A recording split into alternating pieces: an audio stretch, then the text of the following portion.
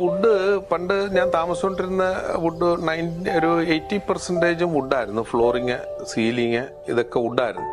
Would നമ്മൾ rainy സീസണിലൊക്കെ ഈ നല്ല തണുപ്പും അതിലൂടെ AC കൂടെ ഉപയോഗിക്കുമ്പോൾ മിസ്റ്റ് കണ്ടമാനം കയറി പിടിക്കുമ്പോഴത്തേക്ക് അത് ഫംഗസിന്റെ പ്രശ്നങ്ങളൊക്കെ വരുന്നു. ഇതാവുമ്പം നമ്മൾ ഫസ്റ്റ് ഇൻവെസ്റ്റ് ചെയ്യുന്ന ആ പൈസയുടെ ഇതേ ഉള്ളൂ.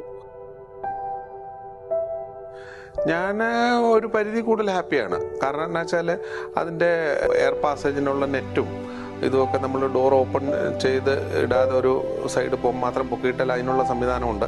ഇനി പക്ക ഫുൾ ക്ലോസിങ് വേണമെന്നുണ്ടെങ്കിൽ അതിനുള്ള സംവിധാനമുണ്ട്. എല്ലാം കൂടെ വെച്ച് നോക്കുമ്പോൾ എവറിത്തിങ് ഈസ് ഓക്കെ.